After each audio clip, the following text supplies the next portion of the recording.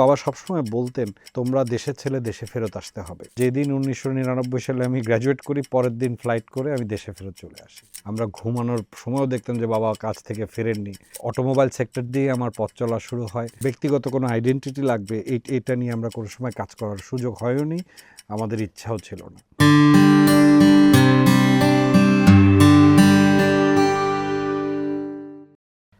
পাঠক, দর্শক, বণিক বার্তার নিয়মিত আয়োজন অন্তর্দৃষ্টির আজকের পর্বে আপনাদের সবাইকে স্বাগত জানাচ্ছি। আজ আমরা আলোচনা করব ইফাদ গ্রুপের ভাইস চেয়ারম্যান এবং Dhaka chamber of commerce and ইন্ডাস্ট্রির সভাপতি তাসকিন আহমেদের সঙ্গে। আমরা তার সঙ্গে আলোচনায় যাচ্ছি। তাসকিন আহমেদ, আপনাকে স্বাগত বণিক বার্তার অন্তর্দৃষ্টিতে। আসসালামু আলাইকুম। আপনি যে প্রতিষ্ঠানে বিলং করেন, ইফাদ গ্রুপ, আমরা জানি যে 1985 সালে এই প্রতিষ্ঠান যাত্রা শুরু করে আপনার বাবা ইফতেখার আহমেদ টিপু, তার হাত ধরেই ব্যবসা প্রতিষ্ঠানটি যাত্রা শুরু। 85 সালে যাত্রা শুরু করে আপনি যে সম্পৃক্ত হলেন, সেই যাত্রাটা একটু, সেই অভিজ্ঞতাটা জানতে চাই। প্রতিষ্ঠানে সম্পৃক্ত হওয়ার পর বদলালেন প্রতিষ্ঠান নাকি আরও বড় করলেন? এই টোটাল এক্সপিরিয়েন্সটা দিয়ে আমাদের আলোচনাটা শুরু হোক। জি, আপনাকে ধন্যবাদ। আমাদের ইফাদ গ্রুপের প্রায় 41 বছরের পদার্পণ হয়েছে। অবশ্যই অনেক বাধা প্রতিকূলতা এর মধ্যেই বেড়ে ওঠা। আমারও দেখতে দেখতে প্রায় 27 বছর শেষ হয়ে গেল আমার ইফাদ গ্রুপের সাথে পথ চলা। সত্যি কথা বলতে আমার ইফাদ গ্রুপের সাথে কাছে টানাটা, কাছে আসাটা আমার স্কুল জীবন থেকেই। ছোটবেলা থেকেই বাবা সবসময় একটা আদর্শে দেখেছি, বাবা কত কষ্ট করে সকালে আমরা অনেক সময় স্কুলে যাওয়ার আগে উনি অফিসের জন্য বেরিয়ে যেতেন।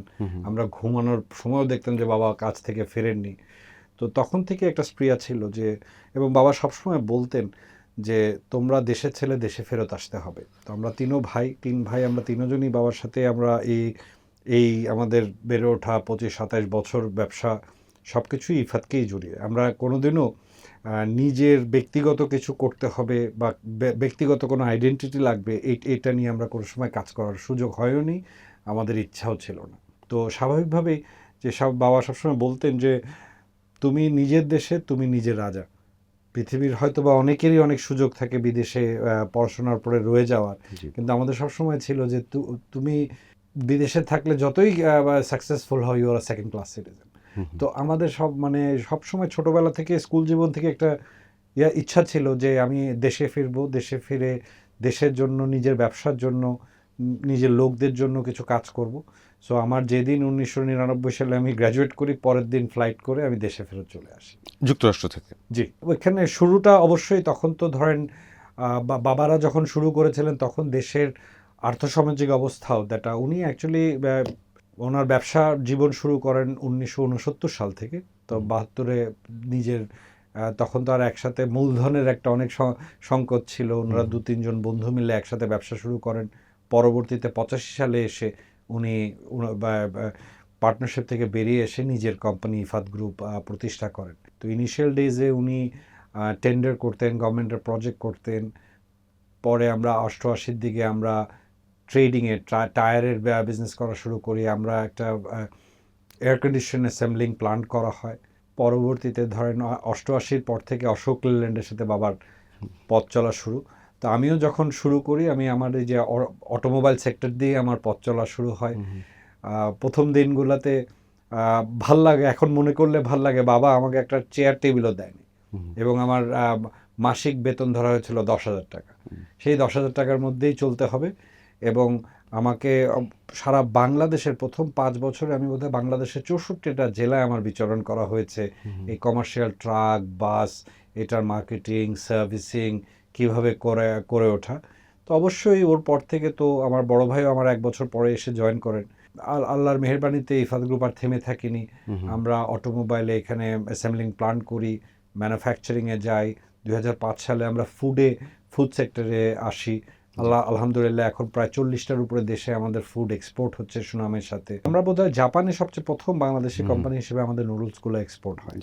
ইনশাআল্লাহ এরপরে আর পিছিয়ে তাকিয়ে দেখতে হয়নি আর কি। আপনারা automobiles, lubricant, industrial compressor, food, toiletries, media, information technology, এই খাতগুলোর বাইরে কি আর কোনো খাতে নতুন করে যাচ্ছেন? এখানে একটু ব্যতিক্রম আছে।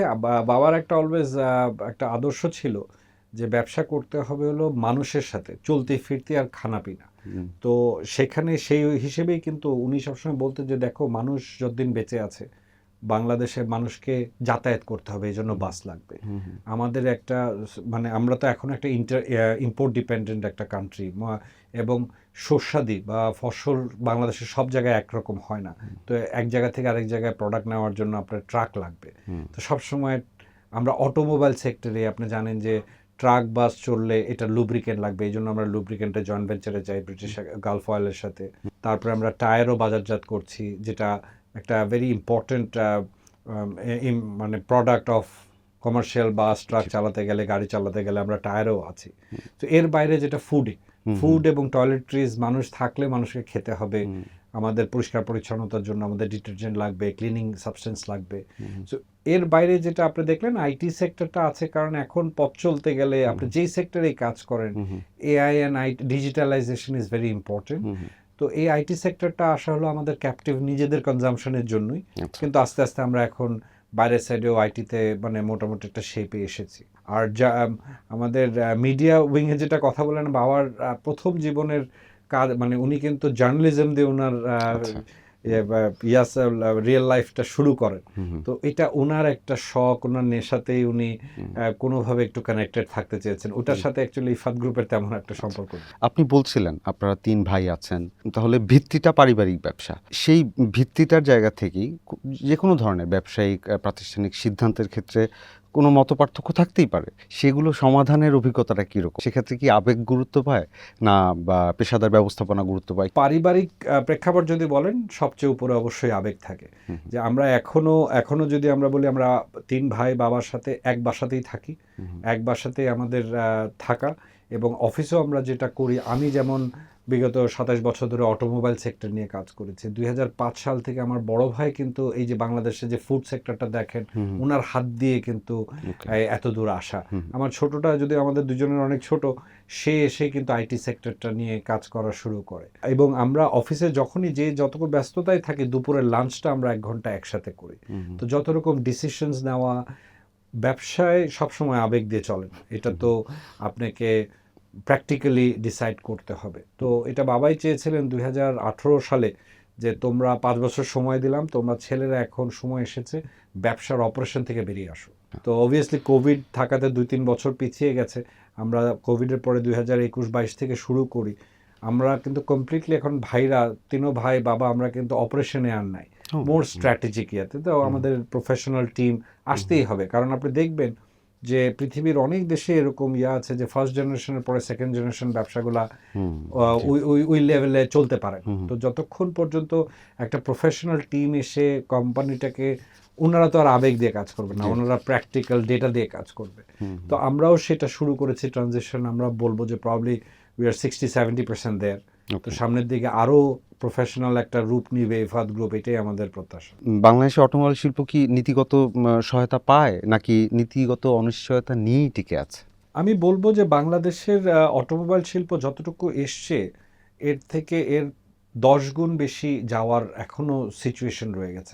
আমরা কিন্তু অনেক সময় জানি যে বাংলাদেশের শিল্প গার্মেন্টস ছাড়া তেমন একটা গড়ে ওঠেনি। এটার পিছে যেটা আমরা অনেক সময় বিদেশি যারা আমাদের সাথে ব্যবসা করে বা বাংলাদেশে ইনভেস্টমেন্ট নিয়ে আসতে চায়, সবসময় বরাবরিকভাবে কিন্তু একটা কথা বলে যে আমাদের দেশে পলিসি কনসিস্টেন্সি নেই।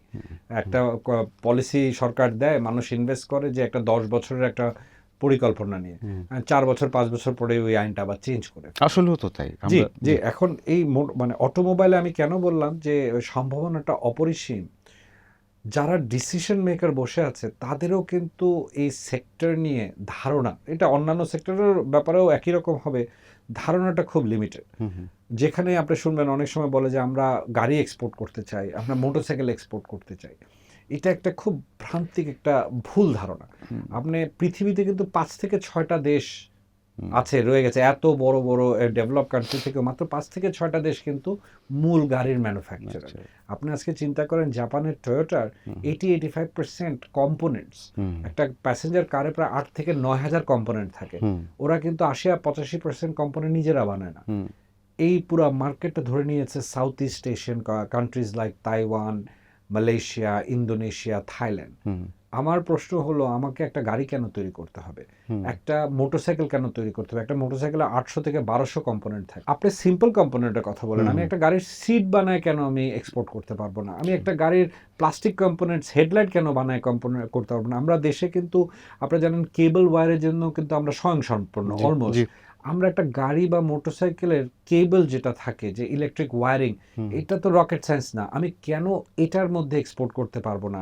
এটা তখন কিন্তু ডিমড এক্সপোর্ট হবে। আমি যদি আপনারা দেখবেন যে প্রথমে এটা কিন্তু গাড়ির টেকনোলজিটা শুরু হয় জাপান অ্যান্ড ইউরোপের, জার্মানি ভিত্তিক। পরবর্তীতে আমরা যেটা দেখেছি যুক্তরাষ্ট্র এসেছে, আর লাস্টে চায়না অ্যান্ড ইন্ডিয়া। এখন এদের দেশের জনসংখ্যা এত বেশি, ওদের ডোমেস্টিক কনজাম্পশন এত বেশি, ইভেনচুয়ালি আস্তে আস্তে কিন্তু ইউরোপিয়ান ফ্যাক্টরিগুলো বন্ধ হয়ে কিন্তু ইদার চায়নাতে অথবা ভারতে এসে স্ট্যাবলিশ করছে। আমার তো স্বপ্ন ভারতে পৃথিবীর হন্ডা বলেন, সুজুকি বলেন, ইয়ামাহা মোটরসাইকেল, আমরা যদিও মনে করি যে জাপানিজ ব্র্যান্ড, সব মেড ইন ইন্ডিয়া ভারত থেকে নিয়ে আসতেছে।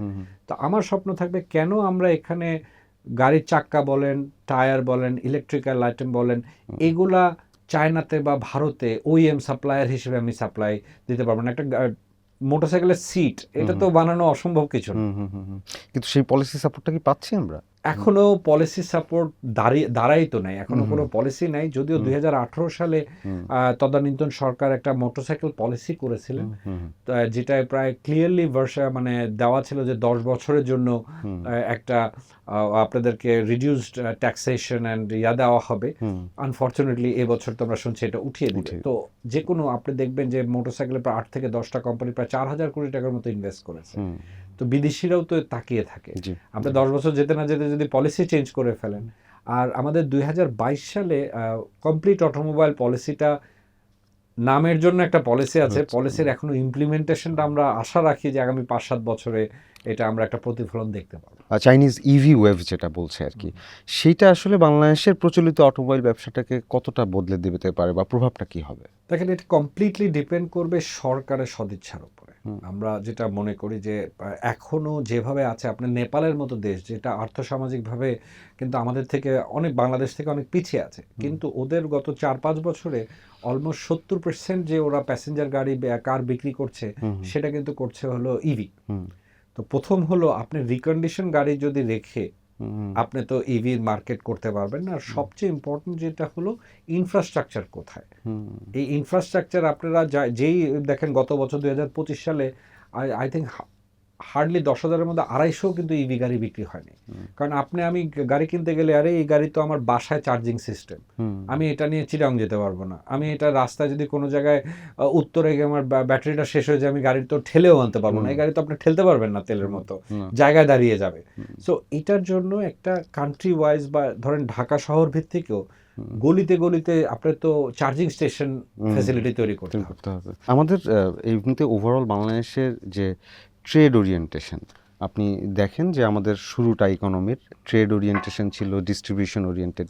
সেই ওরিয়েন্টেশন থেকে আমরা পূর্ণাঙ্গ উৎপাদনে, যেটাকে বলে ফুল স্কেল ম্যানুফ্যাকচারিং, সেটা যাওয়ার ক্ষেত্রে আসলে বাংলাদেশ কোথায় আটকে আছে? এই ব্যাপারটা আমার ধারণা থেকে আমি বলতে চাই, দেখেন আমাদের যে দেশ, কোনো ম্যানুফ্যাকচারিং সেক্টরে আমাদের কিন্তু ইন্ডিজিনিয়াস র মেটেরিয়াল।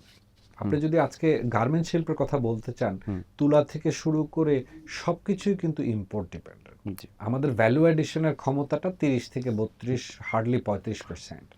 তো আপনি সিমেন্ট ম্যানুফ্যাকচার করছেন, সিমেন্টের মেজর মানে বা র মেটেরিয়াল কিন্তু আপনাকে ইম্পোর্ট করতে হচ্ছে। তো আমাদের দেশে তো full manufacturing, jute is an indigenous, but জুটের অনেক সম্ভাবনা থাকা সত্ত্বেও আমরা কিন্তু জুটটা নিয়ে তেমন একটা এগোতে পারিনি। বাট তারপরেও যে ভ্যালু এডিশনের কথা যেটা বলা হয়, ভ্যালু এডিশনের স্কোপ এখনো আমাদের দেশে অনেক রয়ে গেছে, যেটা গার্মেন্টস শিল্প। আমরা তো মনে করি যে সরকারের যদি কন্টিনিউড সাপোর্ট থাকে, এটাকে $100 বিলিয়ন নেওয়া কোনো ব্যাপার না।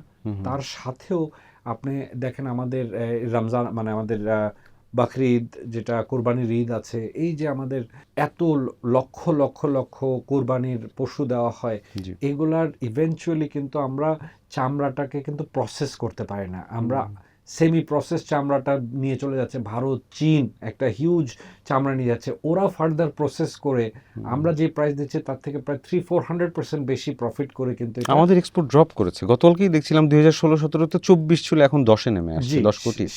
সেটাই তো এই যে এই সেক্টরগুলোতে যে জিনিসগুলো ধরেন, এটা তো আমাদের জাতিগত এবং আমাদের ধার্মিক প্রেক্ষাপটে আমরা তো সবসময় কোরবানি দিব। তো আমাদের এই কোরবানির চামড়া তো দেখা যায় একটা বিশাল শতাংশ, আমরা তো গত 15 বছর ধরে শুনছি সাভারের যে মানে ইয়াটা দেওয়ার কথা, হাজারীবাগের যে হাজারীবাগকে শিফট করে যে আমাদের ওখানে হওয়ার কথা, সিটিপি প্ল্যান্ট যেটা থাকার কথা, এটা কোনোদিনও কিন্তু এটার ফাংশনাল হতে পারেনি, দুঃখজনক যে। বাট এই একটা সেক্টর যেটা আমাদের ভ্যালু প্রপোজিশনে, ভ্যালু এডিশনে আমরা হিউজ একটা মার্কআপ রাখতে পারতাম। আমার যেটা জানা আছে যে আমাদেরই বাংলাদেশের জুট কিন্তু আমরা সেমি প্রসেস করে এটাকে বহিরাদেশে ইভেন ইউরোপ আমেরিকাও নিয়ে যাচ্ছে, ওরা ফার্দার প্রসেস করে ওদের গাড়ি ঘোড়া অনেক কিছুতে ইউজ করছে। সো এই দুটো সেক্টর ছাড়া অন্যান্য সেক্টর যদি আমি আপনাকে বলি যে ফার্মাসিউটিক্যাল ইজ অ্যানাদার সেক্টর, যদিও এটার অলমোস্ট সিংহভাগ ইম্পোর্ট করে নিয়ে আসেন, তারপরেও এই ফার্মাসিউটিক্যাল ইজ অ্যানাদার সেক্টর যেটার স্কোপ মনে হয় মানে আমরা যেখানে আছি এখান থেকে 5-7-10 গুণ বাড়ানো সম্ভব। আমাদের এই যে বিভিন্ন সেক্টরের কথা বললেন, এখানে যারা বড় বড় প্রতিষ্ঠান আছে তারা কি এই মুহূর্তে বর্তমান কন্ডিশন আসপেক্টে তারা কি আসলে প্রবৃদ্ধির চিন্তা করছে নাকি সার্ভাইভ করছে, শুধু সার্ভাইভ করছে, টিকে থাকার লড়াইয়ে আছে? দেশ হিসেবে আমরা বিগত 50-55 বছরে কিন্তু অনেক এগিয়েছি, এটাকে কিন্তু অস্বীকার করার কোনো সুযোগ নেই। কিন্তু অবশ্যই আমাদের দেশে একটা দেশ হিসেবে আপনি যদি অন্যান্য পৃথিবীর অনেক দেশ আছে 200 বছর 300 বছর পুরানো ওনাদের দেশের, সেই অনুযায়ী আমাদের দেশ কিন্তু এখনো অনেক ইয়াং, মাত্র 50-55 বছর। এখনো কিন্তু আপনার অলমোস্ট 70% যারা বিজনেসের হেডে আছেন তারা ফার্স্ট জেনারেশন বিজনেস ওনার। তো এটাকে আপনার এখনো কিন্তু এটা নিরাশা হওয়ার কিছু নাই, এটা কিন্তু জেনারেশন চেঞ্জ হবে, আরও কিন্তু প্রফেশনাল একটা প্যাক্ট আসবে। তো এখানে আমি যেটা বলতে চাই যে গত 4-5 বছর বা কোভিড পরবর্তী সময় ইন্টারনাল অ্যান্ড এক্সটার্নাল অনেকগুলা চ্যালেঞ্জের মুখে কিন্তু অর্থনীতিটা একটা কাঠামোগত চ্যালেঞ্জের মধ্যে পড়ে গেছে। এটা থেকে বেরিয়ে আসতে 2-3 বছর সময় লাগবে। কিন্তু ভবিষ্যৎ অবশ্যই যদি এই যে একটা নতুন ম্যান্ডেটওয়ালা নির্বাচিত একটা সরকার এসছে, অনেকে প্রশ্ন করেন যে কেমন করছে ওনারা, দেখেন 3 মাস is not at all a good time to assess ওনারা কতটুকু করেছে, বা আপনাকে রিয়েলাইজ করতে হবে ওনারা হাতে কতটুকু চ্যালেঞ্জ নিয়ে এসছে। আমরা হয়তো বা 2 বছর পরে এসে এই কোয়েশ্চেনটা করা আরো বেটার হবে যে ওনারা যে জব ক্রিয়েশনের কথা বলেছে, ইজ অফ ডুইং বিজনেসের কথা বলেছে, আমরা হয়রানির শিকারের, আমরা একটা ন্যাশনাল টপিক যে এনবিআর আমাদেরকে কি লেভেলে হয়রানি করে, আমরা 2 বছর পরে সেটাকে মূল্যায়ন করাটা আরো বেটার হবে। আপনি নিজেও পলিটিক্সের সঙ্গে যুক্ত, আপনি ডিসিসিআই সভাপতি, Dhaka chamber of commerce and industry, বাংলাদেশের অন্যতম পুরনো বাণিজ্য সংগঠন। এই সংগঠনের নেতৃত্ব দিতে গিয়ে এই যে যাদের প্রতিনিধিত্ব করছেন সেই নেতৃত্ব গিয়ে আপনার সরকারের সঙ্গে নানান সময় দর কষাকষি আলোচনায় বসতে হয়, আপনার অভিজ্ঞতাটা একটু জানতে চাই। আপনি ঠিক বলেছেন, ঢাকা চেম্বার প্রায় 70 বছর ধরে এসএমই সেক্টরের ডেভেলপমেন্টের উপরে কাজ করে এসছে। আপনি যদি বলেন যে এটা মানে প্রায় 6000-এর অধিক আমাদের মেম্বার গ্রুপ, যারা এখানে শুধু ক্ষুদ্র বা কুটির শিল্প নয়, বৃহৎ শিল্প, মাঝারি এবং বৃহৎ শিল্পরাও রয়েছে। তো আমাদের মূল কাজটাই কিন্তু থাকে যে আমাদের ফিল্ড লেভেলে আমাদের ডিফারেন্ট সেক্টরে যে ঝামেলাগুলো আছে এইগুলো নিয়েই সরকারের সাথে সরকারের সমালোচনা করা। আমরা এটা বলবো যে অফকোর্স ওভার দ্য ইয়ার্স আমাদের সরকারও কিন্তু অনেক মানে এক্সপার্টিজ গ্যাদার করেছে, ম্যাচিউরড হয়েছে, কারণ ওনারাও কিন্তু এখন বলেন যে আপনারা আমাদের সমালোচনা করেন, আমাদের ভুলগুলো ধরিয়ে দেন। এবং এই সরকারের জন্য তো সম্ভব না যে বাংলাদেশের প্রত্যেকটা গার্মেন্টস ফ্যাক্টরির সাথে বা সিমেন্ট ফ্যাক্টরির সাথে বা ফার্মাসিউটিক্যাল ফ্যাক্টরির সাথে গিয়ে কথা বলা তাদের। এই জন্য কিন্তু trade body is very important. আমরা অনেকে অনেক সময় বলেন যে আপনারা তো প্রত্যেক বছর এনবিআরকে বাজেটের সময় দেন, কয়টা শুনে, তাই মানে হয়তো বা অল্প শুনে, কিন্তু তাই বলে তো আমাদের ডিমান্ড প্লেস করাটা আমরা বন্ধ করে রাখতে পারি না। আমাদের ডিমান্ড আমাদেরকে বলতে হবে, এবং আমরা আমাদের প্লেস থেকে বলতে চাই যে if it's a logical demand, সরকার কিন্তু শোনে। দেশভিত্তিক যে বাণিজ্য সংগঠন IBCCI তেও ছিলেন একসময়। জি। বাংলাদেশ ভারতের যে বাণিজ্যিক সম্পর্ক, অর্থনৈতিক সম্পর্ক, এই অংশীদারত্বকে আপনি কিভাবে দেখেন? আমরা যেটা মনে করি ইট ইজ নো, মানে আমাদের পৃথিবীটা তো ফার্স্ট ওয়ার্ল্ড ওয়ার দেখেছে, সেকেন্ড ওয়ার্ল্ড ওয়ার দেখেছে, অনেক ধরনের চ্যালেঞ্জ, আমরা রাশিয়া ইউক্রেন যুদ্ধ দেখছি, এখন মানে মিডল ইস্ট ক্রাইসিস চলছে, মানে আমাদেরকে হয়তো এখন মেনে নিতে হচ্ছে পৃথিবীর কোনো না কোনো জায়গায় কোনো না কোনো চ্যালেঞ্জ। ইন্ডিয়া পাকিস্তান গত বছর একটা বড় মানে যুদ্ধ শুরু হতে গিয়েছিল। আমরা মনে করি it cannot be any more a political world, it has to be an economic world. Economy will dictate দুই দেশের সাথে সম্পর্ক কোথায় থাকবে। আমি অ্যাজ আ বিজনেসম্যান, আমি বিজনেসম্যান, আমার হ্যাঁ হয়তো বা ইন্ডিয়ার সাথে ব্যবসা আছে, আমার চায়নার সাথে ব্যবসা আছে। আমি যদি একটা সিম্পল এক্সাম্পল আপনাকে বলি যে আমরা ডিম খাবো, আমার দেশে যতটুকু ডিম হয় আমাকে এখন ইম্পোর্ট করতে হবে। একটা ব্যবসায়ী হিসেবে আপনি যদি দেখলেন যে জাপান থেকে ডিম আসলে আমার পরে 20 টাকা কেজি, বেচার রেট সেম 22 টাকা কেজি, চায়না থেকে আনলে পরে 16 টাকা কেজি, ভারত থেকে আনলে পরে 12 টাকা কেজি। আপনি আমাকে যতই সাজা দেন, আমি ব্যবসায়ী হিসেবে তো 12 টাকা দিয়ে নিয়ে এসে 22 টাকা যেহেতু ফিক্সড রেট, আমি সেখানেই বিক্রি করব। ভারত আমার কাছে মনে হয়, দেখেন আমরা 18 কোটি মানুষ জনসংখ্যার এই দেশ, অনেক বেসিক কমোডিটির জন্য আমাদের দেশের নাম বলবো না, আমার পার্শ্ববর্তী একটা দেশ যেখানে কিন্তু 140 কোটি মানুষ, যেখানে তাদের কিন্তু ডাল বলেন, চাল বলেন, পেঁয়াজ বলেন, অনেক কিছু আছে যেগুলা কিন্তু আমরা ইজিলি যখন শর্ট পরে কুইকেস্ট টাইমে আমি নিয়ে আসতে পারি। আমাদের 4,500 কিলোমিটারের বর্ডার আছে। আমি গত অন্তর্বর্তী সরকারের সময় আমরা দেখেছি যে ওনারা ভারত থেকে সুতা আনবেন না, ওরা অন্যান্য অনেক জায়গা থেকে সোর্স করার, বা পেঁয়াজও আমরা সোর্স করার জন্য চেষ্টা করেছি, চায়না থেকেও এসেছে। বাট আনফর্চুনেটলি চাইনিজ পেঁয়াজের ঝাঁজ নাই। তো আমাদের বাংলাদেশের মানুষরা এই কন্ট্যাক্ট, আপনার স্পেন বা ইউরোপের কোন দেশ থেকেও কিন্তু পেঁয়াজ আনা হয়েছে, যেটা নিয়ে আমরা ঢাকা চেম্বার থেকেও কাজ করছিলাম। আমরা দেখেছি যে ভারত থেকে অ্যাকচুয়ালি সস্তা বেশি, কিন্তু ওই পেঁয়াজের যে ঝাঁজ, ওইটা আমাদের বাঙালিদের অভ্যস্ত না এবং আমরা মজা পাই না।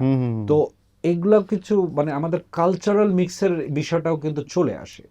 আর সুতার কথাটা যেটা বলছিলাম, আপনাকে অনেক সময় বুঝতে হবে যে অটোমোবাইল সেক্টরে কেন ভারত ডিপেন্ডেন্ট, চীন ডিপেন্ডেন্ট না। প্রথমত চীন কিন্তু it's one of the last যে অটোমোবাইলে এসছে, ওনাদের এখনো কিন্তু কোয়ালিটি অ্যাসুরেন্স নিয়ে একটা অনেক বড় কোয়েশ্চেন রয়ে যায়। গাড়ি ঘোড়া চালালে তো আপনার স্পেয়ার পার্টস লাগবে। এখন চীন এত বড় একটা দেশ, ওর ধরেন উত্তর মানে পূর্ব দিকে হলো তার সব পোর্টগুলা, আপনি অর্ডার দিবেন, ও 15 দিনে বানিয়ে, বা দেশে যদি অ্যাভেলেবল থাকে তার পোর্ট পর্যন্ত যেতে লাগে 15 দিন, আমাদের এখানে শিপে আসতে লাগে 1 মাস, তো 45 দিন। কিন্তু ভারতেও যেহেতু সিমিলার অটোমোবাইল আছে, দেখা যায় যে 7 দিনের মধ্যে কিন্তু স্পেয়ার পার্টসটা চলে আসে। তো এটা হলো ইকোনমি টু ইকোনমি হিসেবে পাশাপাশি থাকাটা আমাদের জন্য, আমি ওই ইকোনমিক পার্সপেক্টিভে বলছি, it is very helpful that অনেকগুলা মানে কম্পোনেন্টস, র মেটেরিয়াল আছে, আমরা খুব অল্প সময়ের মধ্যে ওখান থেকে চলে আসি। তারাও কিন্তু মনে করে যে বাংলাদেশে ওদের জন্য একটা বড় এক্সপোর্ট মার্কেট, 13-14 বিলিয়ন ডলার তারা এক্সপোর্ট করে। সো ওই অনুযায়ীও কিন্তু তারা, পৃথিবীর কিন্তু খুব কম দেশে আছে এত অল্প জায়গার মধ্যে এত জনসংখ্যা। আপনি কানাডার মতো দেশ, যেটা আমেরিকার প্রায় ডাবল, কিন্তু মানুষ মাত্র 2.5 কোটি, আর যেখানে আমরা আমেরিকার থেকে হয়তো 20 ভাগের 1 ভাগ, আমাদের 18 কোটি। এটা one of the very important, যারা ম্যানুফ্যাকচারার বিভিন্ন সেক্টরে করেন, এটা খুব, যেমন ইন্দোনেশিয়া, বাংলাদেশ, পাকিস্তান, ভারত, চীন, এরা তো মানে খুব ঘন জনবসতিপূর্ণ এলাকা, এটা কিন্তু একটা বড় মার্কেট হিসেবে সবাই নির্ণয় করে। বিশ্বের বিভিন্ন প্রান্তে ক্রাইসিসের কথা বলছিলেন, এই বর্তমান সময় এবং এই প্রেক্ষিতটা বিবেচনায় কোন বিষয়টা বেশি ভাবায়? আমাদের কিন্তু একটা জিনিস হলো ইন্টারনাল চ্যালেঞ্জেস, আর একটা হলো এক্সটার্নাল চ্যালেঞ্জেস। আমরা কেন জানি বাংলাদেশি মানে এদেশের নাগরিক হিসেবে আমরা রোয়েশ হয়ে যাচ্ছে যে এরকম চলবেই। আমরা যেমন আগে 91 থেকে যখন গণতন্ত্র আসলো, প্রতি 4.5 বছর পর পর দেখি যে 6 মাস খুব হট্টগোল চলছে, আমরা কেমন জানি শুয়ে গেছি। কিন্তু এক্সটার্নাল ইম্প্যাক্টগুলা, কারণ আমরা আবার মনে করি আমাদের দেশের চ্যালেঞ্জ, আমাদের দেশের প্রবলেমস আমরা এই দেশের মানুষরা মিলেই সলভ করব। আমরা কোনো সময় বহিরাগত দেশের মানুষের কোনো হিন্ডারেন্স বা ওনাদের হস্তক্ষেপ আমরা পছন্দ করব না। কিন্তু আজকে যে মিডল ইস্টের ক্রাইসিসটা হচ্ছে, এটার ইম্প্যাক্টটা আমার দেশে কিরকম হবে, এটা তো আনফর্চুনেটলি আমরা কিন্তু এটার কোনো পার্টি নই। এবং আমরা একটা ক্ষুদ্র একটা দেশ, যেটা গ্লোবাল পৃথিবীর সব বড় বড় পরাশক্তিরা কিন্তু এটার মধ্যে ডিরেক্টলি অথবা ইনডিরেক্টলি ইনভলভড। হুম। তো এখানে যখন আপনি দেখলেন যে আমাদের প্রায় 70-80% এনার্জির প্রাইসটা বেড়ে গেল, হুম। তো এটার ইম্প্যাক্টটা আমাদের দেশে কি হবে, এটা তো অবশ্যই আমাদেরকে, জি। যেহেতু আমি একটা চেম্বার করি, একটা নেতৃত্ব দিই, হুম। আমাদেরকে ভাবিয়ে তোলে। আমরা আলোচনার একদম শেষ পর্যায়ে এসেছি। আপনারা ইফাদ গ্রুপ এবং আপনাদের মতন যারা আরো বড় বড় প্রতিষ্ঠান আছে বিভিন্ন খাতে, আগামী 10 বছরে কোন খাতটাকে আপনার মনে হয় যে সবচেয়ে ঝুঁকিপূর্ণ হতে পারে বিনিয়োগের জন্য, আর সবচেয়ে বড় সম্ভাবনাটাই বা কোনটা? আমি আপনাকে যেভাবে বললাম যে আমরা জানেন সরকারের সাথে এলডিসি গ্র্যাজুয়েশন নিয়ে কারেন্ট বা সরকারের সাথে আমরা প্রথম দিন থেকেই, মানে নির্বাচনের আগে থেকে আমরা কথা বলেছি যে দ্য ইম্পর্টেন্স অফ এলডিসি গ্র্যাজুয়েশনটা অ্যাটলিস্ট 3 বছরের জন্য, এটাকে বলে স্ট্র্যাটেজিক ডিলে করাটা দরকার, এবং আমরা আশা রাখি যে এটা আমরা ইনশাল্লাহ পেয়ে যাব। আমরা ওই যখনই আমরা এলডিসি থেকে গ্র্যাজুয়েট করবো, এর মধ্যে কিন্তু কোনো সন্দেহ কারোই থাকা উচিত জি। না। তার 26-এ 3 বছর একটা দেশের জন্য অত বড় সময় নয়। আমরা কিন্তু বোটাদাকে কিন্তু ক্লিয়ারলি বলেছি যে একটা ফার্স্ট আমরা কিন্তু বলি pharmaceutical sector other than garments. Second আমরা বলি leather and leather based goods and footwear, engineering, আর এখন যেটা একটা পটেনশিয়াল আসছে এআই। এআই মানে এআই ভিত্তিক যে জি, জি। ডিজিটাল প্ল্যাটফর্মে অলরেডি আমাদের নাকি আমরা আউটসোর্সিংয়ে প্রায় $1 বিলিয়ন মতো আর্নিং করছি। প্রত্যেকটা সেক্টর যেখানে আছে এখান থেকে 5 to 10 টাইমস কিন্তু নিয়ে যাওয়ার একটা বড় সম্ভাবনা থাকে। বাট আমি আমার মানে নেক্সট 10 বছরের মধ্যে যে জিনিসটা বলবো যে ফার্মাসিউটিক্যাল সেক্টরটা, যেটা আমাদের আইপির ইন্টেলেকচুয়াল প্রপার্টি অ্যান্ড আইপি লাইসেন্সিংয়ের যেটা কথা বলা হয়, এলডিসি গ্র্যাজুয়েট করে গেলে কিন্তু এত সস্তায় আমরা আর এই ওষুধটা প্রডিউস করতে পারবো না, অনেক গ্লোবাল বা প্রতিবন্ধকতা চলে আসবে। জি। জনাব তাসকিন আহমেদ, আপনাকে অসংখ্য ধন্যবাদ বণিক বার্তাকে সময় দেওয়ার জন্য। আমাকেও আমন্ত্রণ জানার জন্য আপনাদের অশেষ ধন্যবাদ।